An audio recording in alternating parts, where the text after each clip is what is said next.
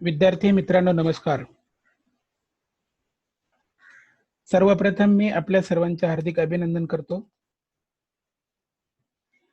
शासन निर्णयानुसार आपण इयत्ता 11वीतून इयत्ता 12वी मध्ये आलात.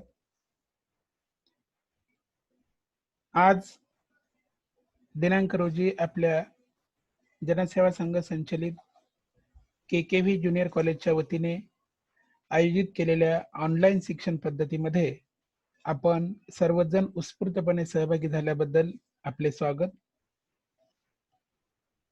आपण आज आपल्या इयत्ता 12वीच्या पाठ्यपुस्तक मंडळाच्या नेमून दिलेल्या मराठी या विषयाचा अभ्यास करणार आहोत. ज्या विद्यार्थ्यांनी मराठी विषयांचे पाठ्यपुस्तक विकत घेतलेले नसेल त्यांनी पाठ्यपुस्तक विकत घ्या. बाजारामध्ये पाठ्यपुस्तक उपलब्ध आहे. तर विद्यार्थी मित्रांनो, इयत्ता 12वी साठी जे मराठी या विषयांचे पाठ्यपुस्तक आहे त्याविषयी थोडक्यात सदर पाठ्यपुस्तकात जो अभ्यासक्रम दिलेला आहे तो एकंदरीत 6 क्षेत्रांमध्ये म्हणजेच विभागामध्ये विभागलेला आहे. भाग नंबर 1 पाठ आणि कविता आहेत. भाग नंबर 2 पाठ आणि कविता. भाग नंबर 3 साहित्य प्रकार, यामध्ये कथा आहे. साहित्याचे प्रकार उदाहरणार्थ कादंबरी, लोकसाहित्य, कथा, लघुकथा, काव्य, खंडकाव्य, भावगीत. यापैकी आपल्याला कथा हा साहित्य प्रकार आहे. भाग जो चौथा आहे तो उपयोजित मराठी आहे. भाग 5 क्रमांकाचा आहे व्याकरण आणि लेखन. व्याकरण या प्रकारामध्ये अत्यंत साध्या प्रकारचे व्याकरण म्हणजे आपण इयत्ता 5वी पासून जे काही अभ्यासलेले आहे त्याच धर्तीवर आहे. उदाहरणार्थ वाक्प्रचार, वाक्य रूपांतर, वाक्य प्रकार. वाक्य प्रकारामध्ये केवल वाक्य, मिश्र वाक्य, संयुक्त वाक्य. नंतर आहे समास. समास आणि समासाचे उपप्रकार, अव्ययीभाव, तत्पुरुष, द्वंद्व, बहुव्रीही इत्यादी. आणि प्रयोग, कर्तरी प्रयोग आणि कर्मणी प्रयोग. लेखनामध्ये आहे निबंध लेखन. हा तर सर्वांच्याच परिचयाचा विषय आहे. भाग नंबर 6 यामध्ये आहेत परिशिष्टे. परिशिष्टे या भागामध्ये आपण आपल्या दैनंदिन जीवनामध्ये लिहित असताना किंवा बोलत असताना आपल्या भाषेमध्ये इतरही अनेक भाषांचा किंवा भाषिक शब्दांचा वापर करतो. उदाहरणार्थ bond paper, approval, agreement, audit, boycott इत्यादी. या अशा सारख्या शब्दांना आपल्या मातृभाषेत म्हणजेच मराठीमध्ये काय म्हणतात, त्यालाच पारिभाषिक शब्द असे म्हणतात. तसेच आपल्या मराठी साहित्यातील नामवंत साहित्यकार आणि त्यांची साहित्य रचना यांची माहिती देण्यात आलेली आहे. आणि या भागातील शेवटचा भाग म्हणजे शब्दार्थ व वाक्प्रचार, जे आपण आपल्या दैनंदिन व्यवहारात लिहिताना किंवा बोलताना कळत न कळत सतत वापरत असतो, बोलत असतो. अशा प्रकारच्या इयत्ता 12वीच्या पाठ्यपुस्तकाचे हे ढोबळ मारणे स्वरूप आहे. पुन्हा एकदा एक विद्यार्थ्यांना सूचना, ज्या विद्यार्थ्यांनी पाठ्यपुस्तक खरेदी केलेले नसेल त्यांनी लवकरात लवकर पाठ्यपुस्तक खरेदी करावे. आपले हे जे ऑनलाईन अध्ययन अध्यापन म्हणजे ऑनलाईन लेक्चर होणार आहे ते साधारणतः जोपर्यंत प्रत्यक्ष कॉलेजमध्ये लेक्चर सुरू होणार नाही तोपर्यंत हे ऑनलाईन लेक्चर सुरू राहणार आहेत. तेव्हा सर्व विद्यार्थी मित्रांनो, आपण आता प्रत्यक्ष अध्यापनाला सुरुवात करणार आहोत. पान क्रमांक 1 वरची जी एक काव्यरचना आहे किंवा काव्यगीत आहे ते आहे आठवणीतल्या कविता, भाग 1 मधून घेण्यात आलेले आहे. परंतु सूचनेनुसार ते गीत संपूर्ण वर्गात विद्यार्थ्यांनी तालासुरात गायचं आहे, म्हणून ऑनलाईन लेक्चरमध्ये ते शक्य होणे नाही. म्हणून आपण जो आज पाठ अभ्यासणार आहोत तो पान क्रमांक 3, लेखक प्राचार्य शिवाजीराव भोसले यांचा. पाठाचं नाव आहे वेग वशता, म्हणजे थोडक्यात वेगाविषयी म्हणजे स्पीड याविषयी माहिती आहे. वेग आपल्या आयुष्यातील अत्यंत महत्त्वाची बाब आहे. आपण कोणत्या संदर्भाने त्यांचा उल्लेख करतो ते परिस्थितीवर अवलंबून असते. प्रस्तुत पाठात मात्र आपण वेगाच्या आहारी कसे आणि किती गेलो आहोत याविषयी सांगण्याचा प्रयत्न केलेला आहे. तर आपण सुरुवात करूया प्रत्यक्ष पाठाला. तुम्हाला ऑनलाईन स्क्रीनवरती दिसत असेल, तुमच्या मोबाईलवरती दिसत असेल. जरा थोडक्यात पुस्तकाकडे वळा. ज्यांच्याकडे पुस्तक असतील त्यांनी पुस्तकात बघा, नसतील तर तुमच्या त्या स्क्रीनवरती सुद्धा तुम्हाला ते दिसेल.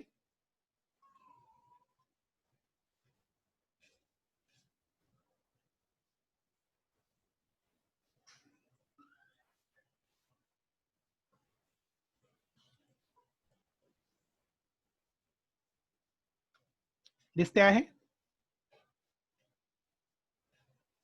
हा पाठ क्रमांक 1, वेगवश्यता.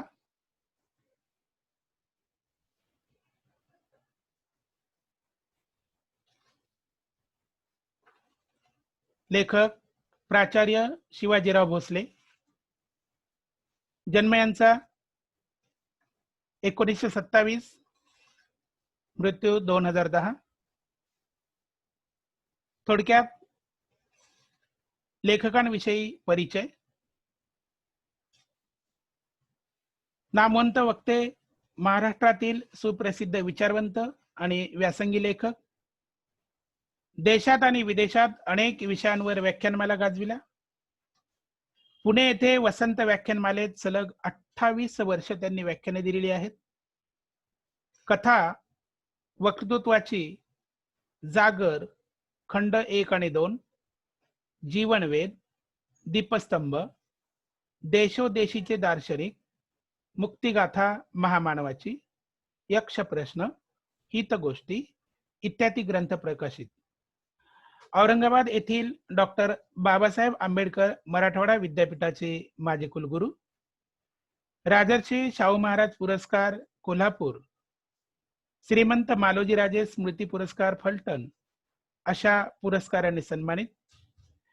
या वैचारिक पाठात हा जो आपल्या समोर पाठ दिलेला आहे हा वैचारिक पाठ आहे, कारण की आजकालच्या काळामध्ये प्रत्येक जणाला वेग आणि वेगाने पुढे जाणे, मग ते प्रत्येक गोष्टीत. पण आपण त्या वेगाच्या आहारी किती गेलेलो आहोत याविषयी विचार मांडलेले आहेत आणि म्हणून हा वैचारिक पाठ आहे. या पाठात लेखकाने अति वेगाच्या आहारी गेलेल्या माणसांच्या विकृतीवर त्यांनी विकृती म्हटलेलं आहे. आता ही विकृती काय आहे, कशी आहे ते आपल्याला पाठ अभ्यासल्यानंतर समजणारच आहे. नेमकेपणाने त्या विकृतीवर बोट ठेवलेले आहे. वेळ आणि श्रम वाचविण्यासाठी वाहनाची गरज लेखकालाही पटते आणि ते बरोबरच आहे. जिथे आपण पायी चालत जाऊ तिथे कदाचित बैलगाडी वापरली गेली, बैलगाडीनंतर कदाचित सायकल आली असेल, सायकल नंतर मोटरसायकल आली असेल, नंतर कार आली असेल, बस आली असेल, ट्रेन आली असेल, विमान आली असेल. आपल्या जसा गरजा होत्या, गरजा निर्माण झाल्या, तशी तशी यंत्र शोधत गेलो आणि आपण वेग वाढवत गेलो. पण मात्र गरज नसताना खोट्या प्रतिष्ठेपायी काही लोक कर्ज काढून वाहन खरेदी करण्याचा प्रयत्न करतात. आणि अशा वर्तमानकालीन मानसिकतेवर लेखकाने प्रकाश टाकलेला आहे. महानगरात, शहरात ठराविक वेळेत अनेक ठिकाणी पोहोचून कामे करावी लागतात हे खरे आहे. आपल्या मुंबईचं उदाहरण घ्या ना. जर समजा एका ठिकाणाहून दुसऱ्या ठिकाणी जायचं असेल, काम जर वेळेत झालं नाही तर आपल्याला किती मनस्ताप होतो आणि आपण विचार करतो एखादं वाहन आपल्या जवळ असतं तर आपण पटकन गेलो असतो, आपलं काम झालं असतं, नाही का? तरी नको तितक्या वेगाने वाहने चालवून लोक अपघात करतात आणि अपघात करून घेतात, म्हणजेच अपघातांना निमंत्रण देताना दिसतात. याचे लेखकाला वैषम्य वाटते, वाईट वाटतं हो. आपण वेळ वाचण्यासाठी वाहन वापरतो की नाही? हो. परंतु जर समजा आपण वाहन वापरलं आणि वेळ वाचला, मग वाचलेला वेळ काय करायचं? मग आम्ही काय करतो? पुन्हा वाहन चालवतो, वेळ वाया घालतो. तेव्हा वाहने माणसांवर स्वार होतात, अशी मार्मिक टिप्पणी लेखक करतात. अफाट वेगाने वाहने चालवण्याच्या प्रवृत्तीमुळे तुम्हाला अनेक ठिकाणी काही मुले वाहनांच्या स्पर्धा लावतात, बाईकच्या स्पर्धा असतील, कारच्या स्पर्धा असतील. तुम्ही कुठेतरी बातमी ऐकत असाल, वाचत असाल की वेग जास्त असल्यामुळे वाहनांचा असं असं झालं, काहीतरी घडलं, अपघात घडला वगैरे वगैरे. अशा अफाट वेगाने वाहने चालवण्याच्या प्रवृत्तीमुळे वाहन चालकांच्या शरीर मनावर अनावश्यक ताण निर्माण होतो. त्यामुळे स्वत्व आणि स्वास्थ्य, आता इथे सत्व आणि स्वास्थ्य म्हणजे काय, की आपल्याला वाटतं की आपण जर एखादी गाडी चालत असू आणि आपल्या समोरून एखादा जर ओव्हरटेक करून जात असेल, आपल्याला वाटतं हा मला ओव्हरटेक करून कसा काय जातो, म्हणजे आपला इगो जागा होतो, अहम जागा होतो. मग आपल्याला वाटतं थोडंसं याच्यापेक्षा स्पीडने जाऊया, आणि मग होतं काय, शेवटी आपण अपघातांना निमंत्रणच देतो.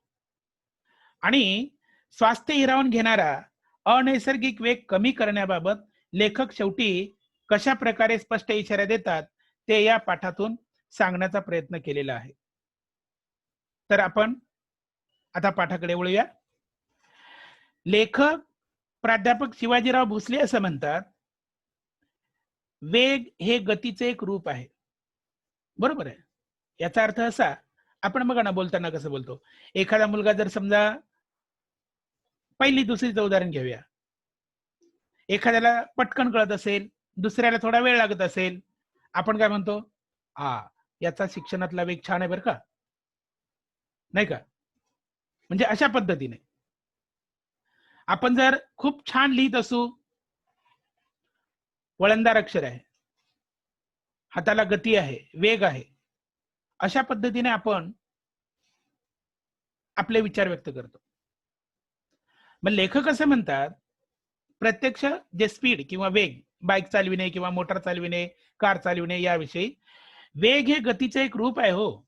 आपले जीवनही कसं आहे, स्थिती आणि गती यात विभागलेलं आहे. जन्म आहे, वाढ आहे, मृत्यू आहे, नाही का? स्थिती आणि गती यात विभागलेले आहे.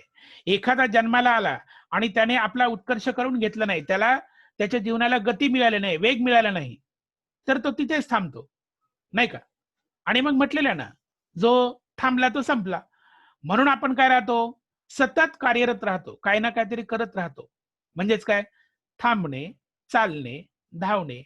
अहो हे जीवनाचे चक्रच आहे, हे जीवन चक्रच आहे, आणि हे सतत फिरत राहतं, नाही का? आपल्या विचारांनाही गती असते, जिला आपण प्रगती म्हणतो. मग आपण जे समाजात वागत असताना, रात्रंदिवस लिहित असताना, बोलत असताना, ऐकत असताना अनेक चांगले विचार आत्मसात करतो, नाही का? चांगले शब्द आत्मसात करतो, आणि मग त्या चांगल्या विचारांना आपण आचरणात आणतो आणि त्याप्रमाणे वागण्याचा प्रयत्न करतो. आणि जिथे कुठे आपल्याला तुमच्या भाषेमध्ये किक किंवा काहीतरी मिळाला असेल, स्पार्क मिळाला असेल, आणि मग सहजपणे आपण त्या मार्गावरती जातो किंवा त्या ट्रॅकवरती जातो आणि आपल्याला योग्य दिशा मिळते, आणि मग कोणीतरी म्हणतं, हा छान शिकला, प्रगती झाली बरं का, याची काहीतरी केलं त्याने. आणि मग असंच आपल्या विचारांना गती असते, जिला आपण प्रगती म्हणतो. ती विचारांची गती असते. एक महत्वाचं आहे, लेखक असं म्हणतात, गतीला जेव्हा दिशा असते तेव्हा ती प्रगती या संज्ञेला पात्र ठरते. आता आपण गती याचा जर विचार केला, आपल्याला वेग कळला, आपल्याला गती कळली, पण केवळ माझ्या अंगात बळ आहे आणि मी कुठे सैरावैरा धावायचं, मग त्याला गती म्हणत नाहीत. पण तुम्ही त्याचा योग्य आणि आवश्यक तिथे जर चांगला उपयोग केला, म्हणजेच तुमच्या गतीला दिशा मिळते आणि त्याचंच खऱ्या अर्थाने परिवर्तन हे तुमच्या प्रगतीमध्ये होतं. तर लेखक असं म्हणतात, दिशाविहीन गती, दिशाविहीन म्हणजे तुमच्या गतीला जर तुमच्या विचारांना योग्य दिशा मिळाली नाही, योग्य तुमच्यावरती संस्कार झाले नसतील. आता बघा, आपण नक्की पाहतो आहोत की प्रत्यक्ष वेग, पण लेखकाला एकाच शब्दातून काय सांगायचं आहे, वेग हा आयुष्याला गती देणारा, इथे हा वेग महत्वाचा आहे किंवा हे इथे निर्देशित केलेलं आहे. गतीला जेव्हा दिशा असते तेव्हाच ती प्रगती या संज्ञेला पात्र ठरते. आणि दिशाविहीन म्हणजे ज्या गतीला दिशा नाही त्याला अधोगती म्हणतात किंवा ती अधोगती ठरते. मग अधोगती म्हणजे काय? माणसाचा ऱ्हास होतो. आणि हेच आहे, आपण जेव्हा एखादं वाहन चालवतो त्या वाहनाला योग्य दिशेने आणि योग्य गतीने जर आपण नेत असू, चालवत असू, तर निश्चितपणे आपण योग्य त्या ठिकाणावरती पोहोचू शकतो. पण जर समजा तुम्ही दिशाविहीन जर वाहन चालविलं तर योग्य वेळेत योग्य ठिकाणी कसं काय पोहोचू शकणार? तसंच आहे आपल्या जीवनाचं. आपल्याला योग्य दिशा मिळाली, योग्य संस्कार मिळाले आणि त्या मार्गाने आपण गेलो, तसं आचरण केलं, नाही का? म्हणून म्हणतात ना, बघा संत तुकारामांचं आहे, शुद्ध बीजापोटी फळे रसाळ गोमटी. दिले ना उदाहरण? काय दिलेलं उदाहरण? शुद्ध बीजापोटी फळे रसाळ गोमटी. रसाळ गोमटी म्हणजे खूप चांगली मधुर फळं. पण कुठे? जेव्हा शुद्ध बीज लावाल तेव्हा. म्हणजे चांगले विचार जर तुम्ही रुजवत असाल तर चांगल्याचीच काय होणार आहे? वाढ होणार आहे. आणि किडकी बियाणं लावली तर किडकी फळं नाही, अहो त्याला फळच येणार नाही, ते उगवणारच नाही ना. बरोबर आहे ना? आणि म्हणून म्हटलेलं आहे, दिशाविहीन गती ही अधोगती ठरते. अहो आजच्या जीवनात विलक्षण वेगवानता आढळते हो. विलक्षण वेग तुम्ही बघा कधी रस्त्यावरती, नाही का? आणि आपली तरुणाई तर नको तितकीच वेगात.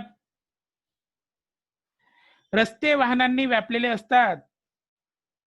माणसे घराघरातच राहतात, म्हणूनच अल्पकाळ स्थिर तरी राहतात. लेखक असं म्हणतात, किमान माणसं घरात राहतात म्हणून तरी ते स्थिर राहतात, तिथे तरी धावत वगैरे नाहीत.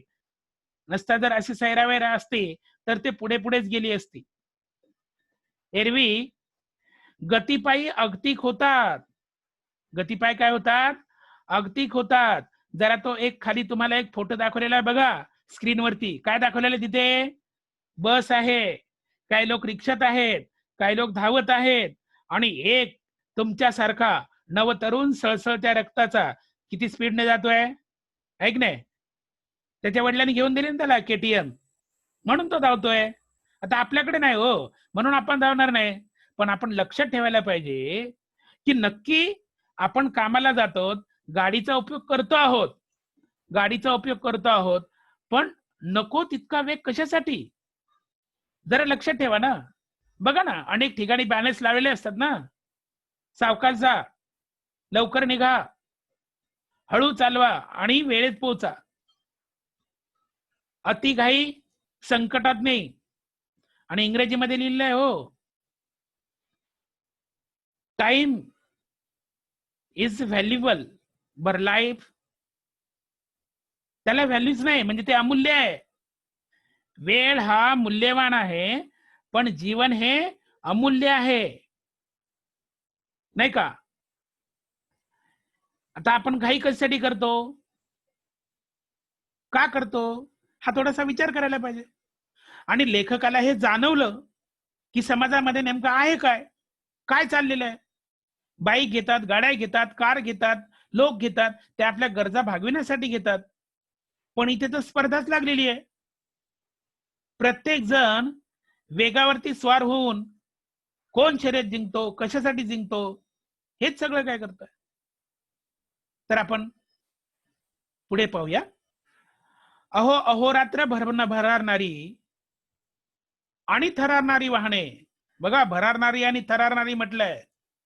एखादं वाहन जर आपल्या जवळून गेलं तर कदाचित आपल्याला थरका फुटतो, किती वेगाने ते जातं. आणि आपण विचार करतो, काय माणूस आहे हा, जरा हळू चालवायचं की नाही. अहोरात्र भरारणारी आणि थरारणारी वाहने पाहिली म्हणजे आश्चर्य वाटतो. लेखक म्हणतात, ही आली कोठून, आली कशी आणि कशासाठी. कोठून आली, कशी आली आणि कशासाठी आली. जर आपण याचा विचार केला 3 प्रश्नांचा, तर आपण म्हणूया आम्हाला गरज निर्माण झाली, आम्हाला प्रश्न पडले, मग आमची गरज पूर्ती कशी होईल म्हणून आम्ही शोध लावले आणि संशोधनातून हे सर्व आलं, नाही का. म्हणून म्हणतात ना, गरज ही काय आहे, शोधाची जननी आहे, म्हणजे आई आहे. गरज निर्माण झाली की माणूस शोधतो. आपले तसंच होतं की नाही, गरज निर्माण झाली की शोधतो. नाही नाही, असं म्हणायचं नाही की जेव्हा आपल्याला तहान लागली म्हणजे विहीर खोदतो, तो वेगळा भाग. पण आपल्याला गरज पडली की आपण शोधतो. मग लेखकाने विचारलेले प्रश्न किती आहेत बघा. जी वाहने आहेत ती आली कोठून, आली कशी आणि कशासाठी. पूर्वी देशोदेशींचा इतिहास घडला, लोकांनी जगप्रवासही केला, पण आजच्या एवढी अवखळ वाहने कुठे दिसत नसत. भरारणारी आणि थरारणारी, नाही का. जरा ते 2 शब्द अंडरलाईन करा, भरारणारी आणि थरारणारी. हे शब्द जे आहेत ते आहेत शब्दसिद्धीचे. भरारणारी आणि थरारणारी, बघा, थ आणि भ, फक्त याच्यामध्ये एक फरक आहे.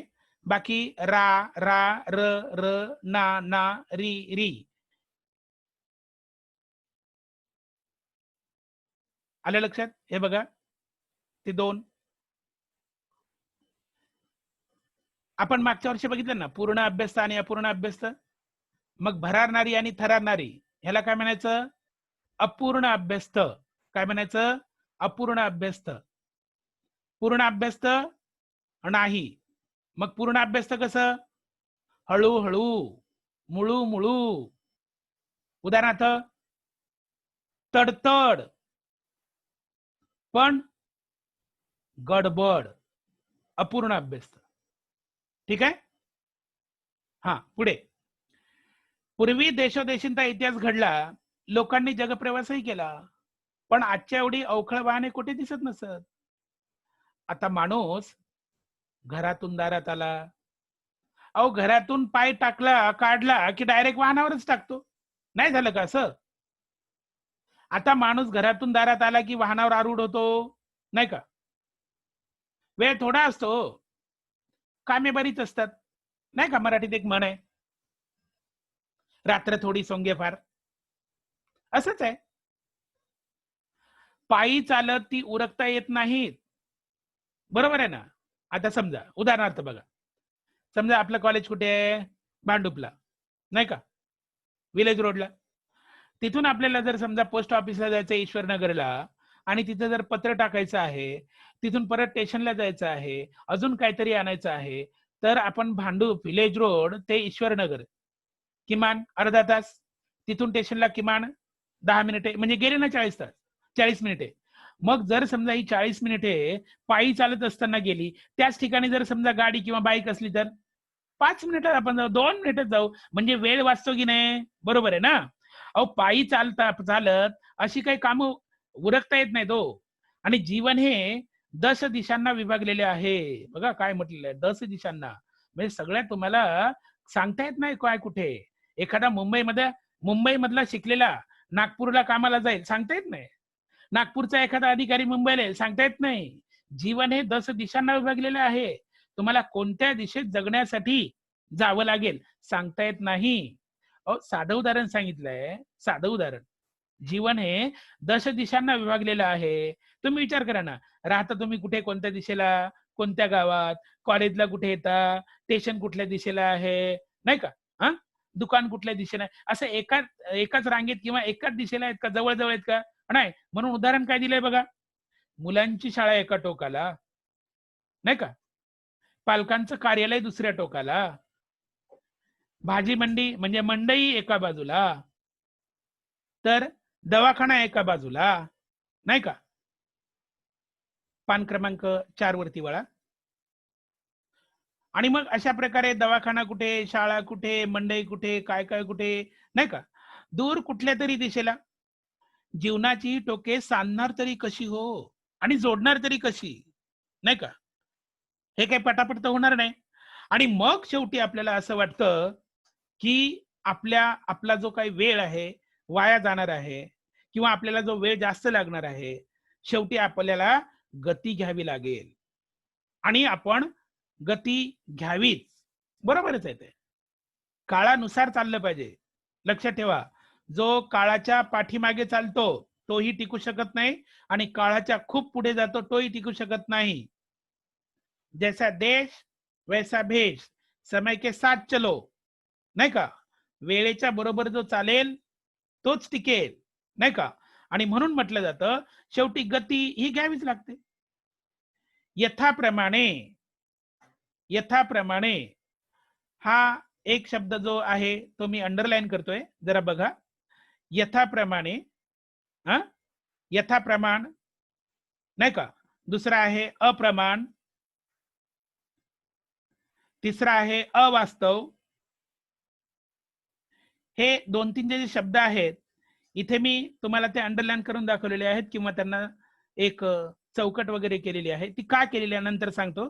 कारण की याच्यानंतर जो आपण तास पाहणार आहोत, याच्यानंतर म्हणजे हा पूर्ण घटक संपल्यानंतर किंवा वेगविशेषतः हा पाठ संपल्यानंतर तो व्याकरणाचा आहे, समास. मग त्या समासामध्ये जे काही सामासिक शब्द येणार आहेत ते कशा पद्धतीचे आहेत, त्याच्यासाठी हे तुम्हाला सांगितले ते सामासिक शब्द आहेत. त्याची नंतर फोड करायची आहे. आणि मग ते कशा पद्धतीने, त्यासाठी ते तुम्हाला फक्त एक सहज सूचना बनवून दिलेली आहे की ते अशा पद्धतीचे शब्द आहेत, ते नंतर आपण अभ्यासणार आहोत. आणि मग यथाप्रमाण गती ही गरज आहे. म्हणजे आपण जे काय आपलं प्रमाण आहे, म्हणजे जी आपली गरज आहे, नाही का, त्याच्यानुसार आपली गती असलीच पाहिजे. पण अप्रमाण म्हणजे कुठेतरी इनबॅलन्स, अवास्तव, नको तितका अवास्तवपणा आणि अनावश्यक, आवश्यक नसताना. तुम्ही उदाहरण घ्या, आपलं कॉलेज सुरू असताना किंवा त्याच्या अगोदर 10 मिनिटे किंवा कॉलेज सुटल्यानंतर किती मुले विनाकारण गाडीवरून वेगात धावतात कॉलेजच्या समोरून, बरोबर ना?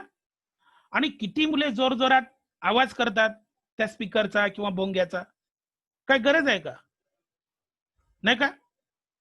त्याला म्हणायचं विकृती. त्याला काय म्हणायचं? विकृती. पुन्हा एकदा पहा, यथाप्रमाण गती ही काळाची गरज आहे. म्हणजे काळानुसार बदललं पाहिजे माणसाने, पण ते प्रमाणशीर असलं पाहिजे, वास्तववादी असलं पाहिजे, आवश्यक तेवढंच असलं पाहिजे. त्याला प्रगती म्हणायची. नाहीत मग होतं काय? अप्रमाण, अवास्तव आणि अनावश्यक. गती ही एक विकृती आहे. आपली कामे यथासांग पार पाडावीत एवढा वेग जीवनाला असावा. त्यापेक्षा अधिक वेग म्हणजे अक्षम्य, क्षमा नाही, अक्षम्य आवेग म्हणावा, असाच म्हणावा लागेल. आणि तो मग काय होतो? आत्मघातकी ठरतो. पुन्हा त्या ओळीकडे लक्ष द्या जरा. एवढा वेग जीवनाला असावा, त्यापेक्षा अधिक वेग म्हणजे अक्षम्य आवेग म्हणावा.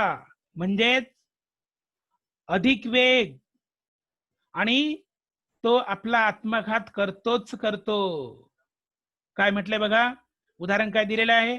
अहो, अमेरिका सारख्या विकसित देशात, आता मला सांगा, खऱ्या अर्थाने आपल्या विश्वामध्ये जे काही खंड आहेत, खंडामध्ये देश आहेत, ते किती प्रकारचे आहेत? नाही नाही, मला असं विचारायचं आहे, किती प्रकारचे आहेत? म्हणजे विकसित, अविकसित किंवा विकसनशील. मग आपला भारत कोणता आहे? अमेरिका विकसित आहे, मग आपला भारत देश विकसनशील. बरोबर ना? विकसनशील आहे. मग अमेरिकेचं उदाहरण दिले लेखकांनी, लेखक प्राचार्य शिवाजीराव भोसले यांनी. अमेरिकेसारख्या विकसित देशात माणसे वेगाने जीवन जगतात हो. काय म्हटले बघा, घरोघर आणि दरडोई वाहन उपलब्ध असते, म्हणजे प्रत्येक माणसाला. हो, अतिशयोक्ती कशाला? तिथला जो शेतकरी सुद्धा आहे ना, शेतकरी आपल्या कारमध्ये बसून, गाडीमध्ये बसून शेतीत जातो. ही अतिशयोक्ती नाही, पण ती त्यांना गरज आहे. का गरज आहे? नंतर आपण त्याच्यावरती चर्चा करूया. तुर्तास बघा, घरोघर आणि दरडोई वाहन उपलब्ध असते, रस्ते रुंद, सरळ, निर्विघ्न आणि एकमार्गी असतात. घरे, कार्यालये, बाजारपेठा यात निदान 100 मैलांचे किमान अंतर असते. 20-25 किलोमीटर, जास्तच. जवळच्या जवळ सगळे असे सहसा नसते, नाही का? अंतरावरच्या गोष्टीची जवळीक साधण्यासाठी दूरवर जावे लागते. माणसा माणसात दुरावा निर्माण होतो, आणि तो जाचदायक आणि असह्य होऊ नये, म्हणजे त्रासदायक. जाचदायक म्हणजे काय? त्रासदायक. आपल्याला त्रास होऊ नये म्हणून त्यांना ते गाडी किंवा बाईक म्हणा किंवा इतर वाहन याचा आश्रय घ्यावाच लागतो, मदत घ्यावीच लागते.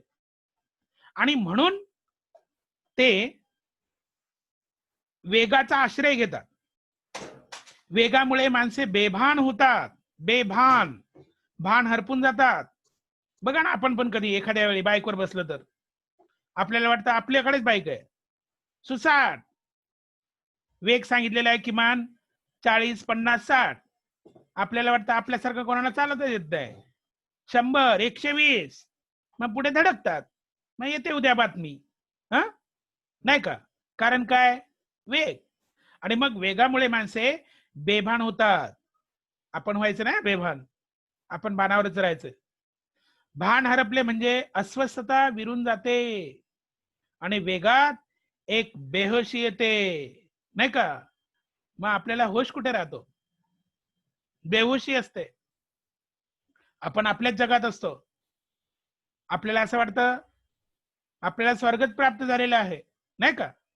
उदाहरण काय दिले बघा, भारतीयांनी अमेरिकन जीवनशैली पत्करण्याचे कारण गरज नाही त्यांची जीवनशैली पत्करण्याचं. कारण की काय, आपल्याकडे अंतरे कमी आहेत. विशेष म्हणजे माणसे खूप आहेत हो. हे उदाहरण म्हणून सांगतो तुम्हाला, माणसे खूप आहेत. लेखकाने एका वाक्यात सांगितलं, थोडा त्याचा विस्तार करूया. आपल्या भारताची पहिली जनगणना स्वातंत्र्यानंतर 1947 ला स्वातंत्र्य मिळालं.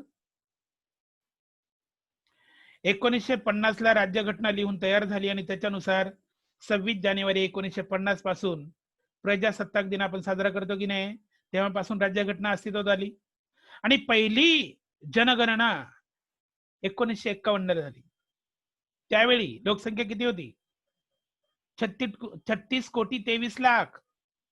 आणि आज 130 करोडच्या वर, नाही का? मग आता विचार करा, ज्या प्रमाणात आपली लोकसंख्या आहे त्या प्रमाणात भूखंड सुद्धा उपलब्ध नाही. म्हणून आपण काय करतो? महाराष्ट्रातून काय,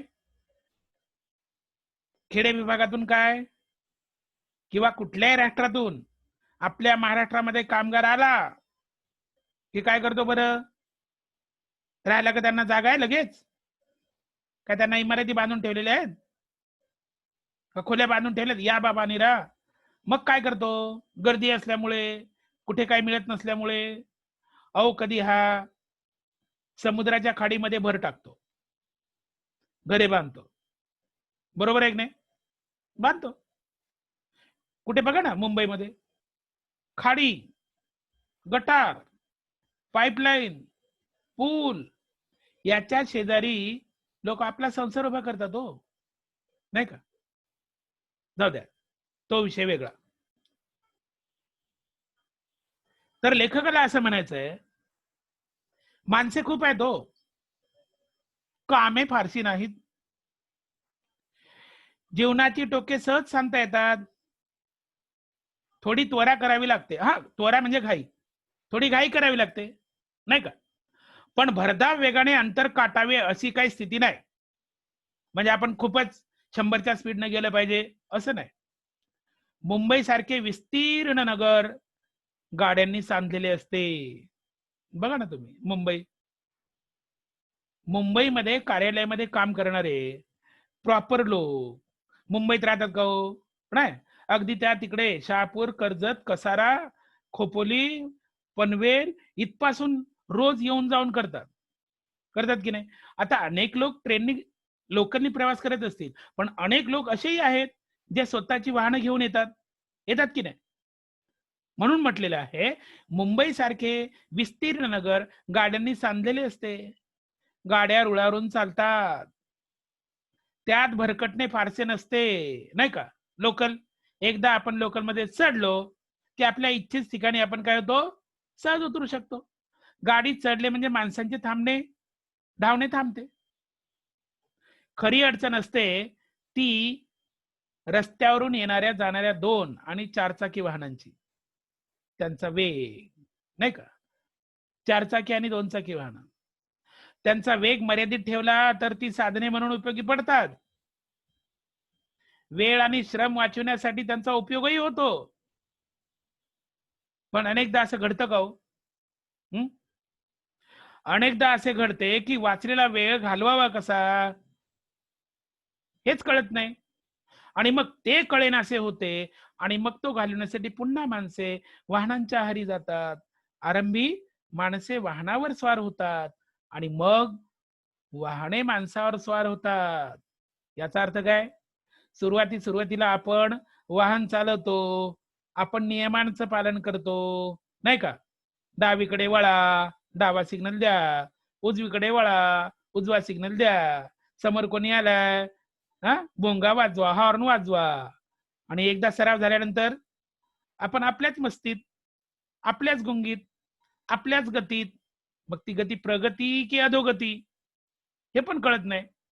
आणि म्हणून म्हटलेलं आहे, माणसे आरंभी वाहनावर स्वार होतात, आपण बसतो वाहनावर, पण एकदा आपण बेहोश झालो, बेहोश म्हणजे एकदा आपल्या डोक्यात ते वारं गेलं की माझ्यासारखी बाईक कोणाला चालवता येत नाही, माझ्या इतकं स्पीड कोणाला नाही, माझ्या इतकं गाडीवर नियंत्रण कोणाला ठेवता येत नाही, आणि आपल्यालाच गाडी आहे, तेव्हा मात्र वाहने माणसावर स्वार होतात, नाही का?